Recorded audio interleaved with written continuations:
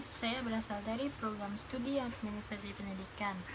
Di pertemuan kali ini, kita akan membahas tentang strategi mengatasi grogi, cemas, gugup, dan rasa takut dalam public speaking.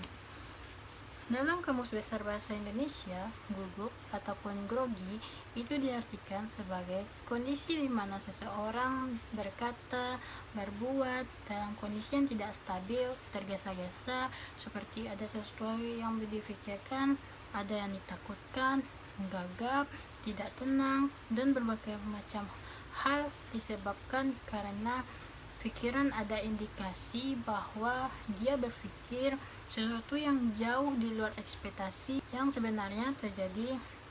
Artinya, ketika kita akan berbicara di depan orang ramai, kita akan terkondisikan oleh suasana membuat kita berpikir lebih jauh berhasilnya. Kalau seandainya terjadi sesuatu, kalau seandainya saya salah, dan banyak sekali kekhawatiran, ketakutan, dan juga pikiran-pikiran yang membuat kita untuk menjadi tidak tenang dan tidak nyaman.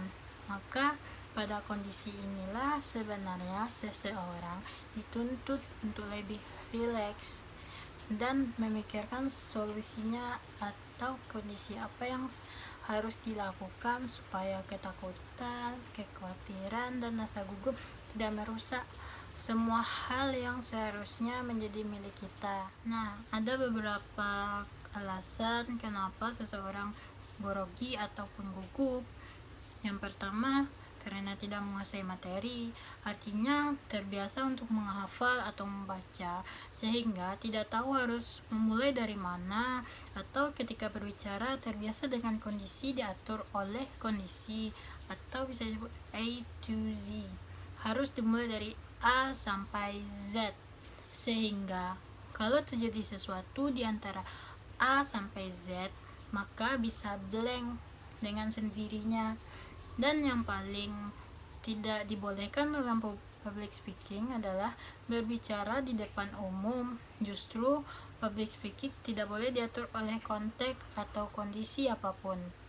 Dia sangat bebas, harus bicara dimulai dari C, harus dimulai dari Z, kemudian kembali ke A, itu bisa sesukanya, sehingga terlihat lebih lentur, lebih rileks, lebih menyenangkan. Dan yang paling penting bahwa kehadiran kita ditunggu banyak orang karena tidak sama dengan orang-orang yang lain, yang harus dimulai dengan salam, puji-pujian, dan kemudian ucapan terima kasih. Ini bukan berarti tidak bisa digunakan, bisa kita pakai, tetapi bisa kita tarik ke bagian yang lain, sehingga ketika berbicara ada kondisi di mana secara psikologi audiens pengen tahu apalagi yang baru dari orang. Misalnya kalau orang lain bicara soal salam, dan itu sangat rutin dilakukan di berbagai organisasi atau lembaga-lembaga lain.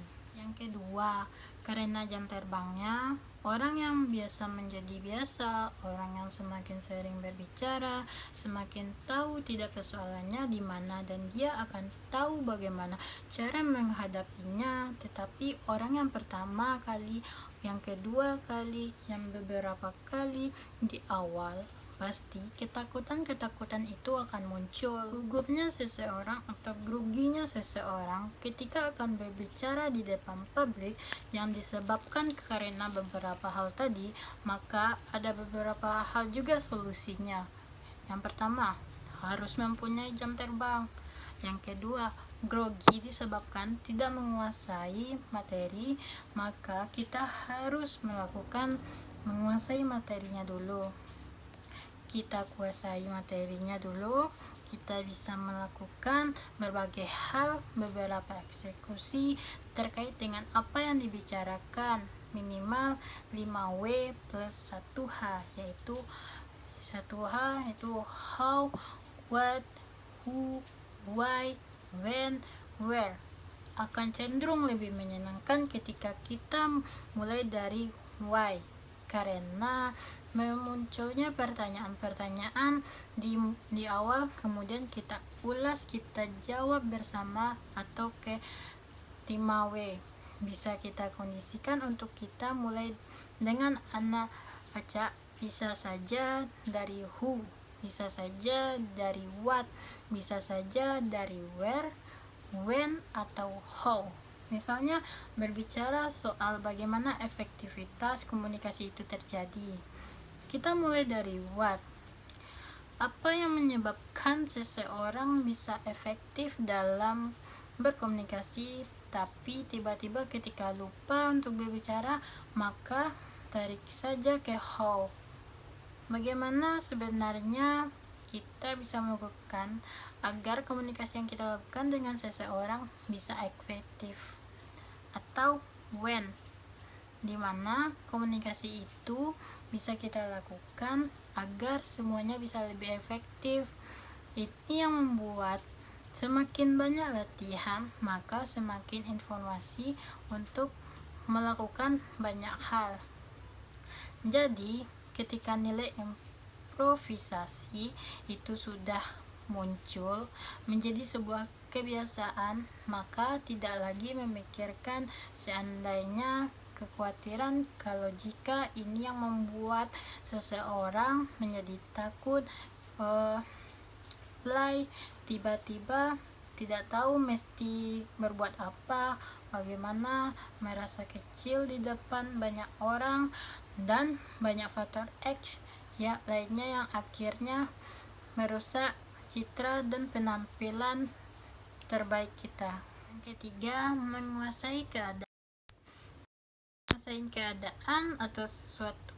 Maka wajib bagi seseorang public speaking untuk hadir saat sebelum audiens datang, untuk bisa memastikan peralatan, memastikan kondisi keadaan ruangan, bahkan ruangan yang lebih besar harusnya suaranya sejauh mana, ruangan yang tipikal begini harusnya bagaimana, mikrofon yang begini harusnya lantunan seperti apa, intonasinya gimana, nanti akan berdirinya di mana, kalau berjalan harus sampai mana, itu harus dikondisikan sembari juga didiskusikan dengan panitia. Siapa audiensnya, kenapa mereka, apa topiknya, kenapa harus begini, begitu, yang mesti dilakukan. Kesalahan dari banyak orang ketika berbicara dengan publik adalah dia datang seakan-akan menjadi tamu, datang di akhir pada saat memang dia akan berbicara sehingga dia tidak tahu mesti berbuat apa. Dan pada saat seperti itu sebenarnya hal yang paling merugikan utama adalah adrenalin kita bergeraknya tidak stabil.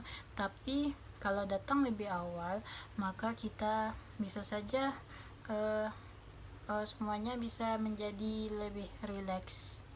Yang keempat, kemudian tarik nafas panjang dan merilekskan tubuh. Yakinkan diri bahwa kita siap untuk tampil dengan segala kondisi, bahwa tidak ada manusia yang sempurna. Kesalahan itu bisa saja terjadi, tetapi hari ini saya akan berusaha maksimal untuk mewujudkan bahwa saya bisa, bahwa saya memang layak untuk ada di depan sini, bahwa saya bisa melakukan semuanya. Tarik napas dalam-dalam dengan sepenuhnya sebisa mungkin.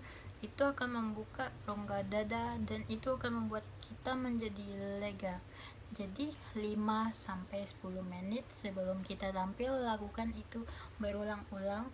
Pada saat membuang nafas dari mulut, rasakan perut tadi mengecil pelan-pelan. Merilekskan tubuh dalam public speaker itu penting. Ini dalam rangka sama dengan yang tadi ketika menarik napas untuk melenturkan tubuh, seluruh rongga-rongga yang ada di badan kita agar tidak kaku, biar tidak tegang. Misalnya santai sedikit, menggerakkan seluruh lengan, bahu, punggung. Yang penting bagaimana kamu bisa membuat seluruh bagian agar di depan tidak menjadi kaku, apakah gerakan tangan atau otot-otot badan. 5. Latihan sebelum tampil. Latihan itu bisa saja di depan kaca untuk melihat, termasuk kelenturan badan, enaknya gerak tubuh kita untuk berbicara atau menyampaikan ikhwal apa yang menjadi bagian-bagian yang paling utama dalam sebuah konten itu. Yang keenam, memperhatikan, mengenali secara seksama siapa audiensnya. Siapa audiens berbeda, maka cara kita untuk menyampaikan sesuatu atau cara berpikir, bertingkah, berperilaku, termasuk etika tidak sama. Ketika audiens anak kecil, ketika audiensnya dengan umur batasan tertentu, maka kita bisa seenak kita berbicara dengan gaya-gaya muda, dan itu salah satu strategi bagaimana kita bisa diterima oleh audiens dengan baik. Jadi jangan berlagak this is me, inilah saya dengan segala kelakuan saya. Ya tidak bisa, kita tidak akan pernah sukses. Kita sukses ketika tenang dan tahu siapa audiens kita. Yang ketujuh, memanfaatkan alat bantu. Alat bantu yang paling sederhana adalah InFocus atau PowerPoint. Maka bikin semenarik mungkin untuk memudahkan menyampaikan pun demi poin, tetapi jangan terlalu fokus ke alat bantunya. Ini akan mengakibatkan kita menjadi kaku, bahkan lupa kalau ada banyak orang di depan kita, bahwa mereka menjadi bagian dalam kegiatan itu.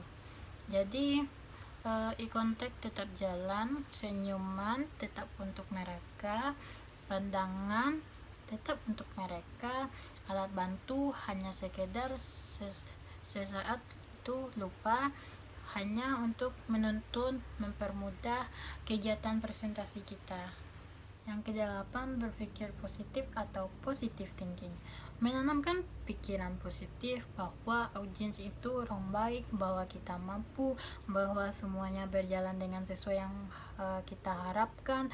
Kalau persoalan apa yang akan terjadi setelahnya itu bukan urusan kita. Yang penting usaha maksimal, ada pemikiran positif di hati dan di otak bahwa semua orang ini orang baik, bahwa kita siap komunikasi akan terjadi karena kita sudah menguasai materi, maka akan kita sampaikan dengan baik dan kita sudah mengenal mereka, audiens kita siapa dan bagaimana cara masuknya pasti enak.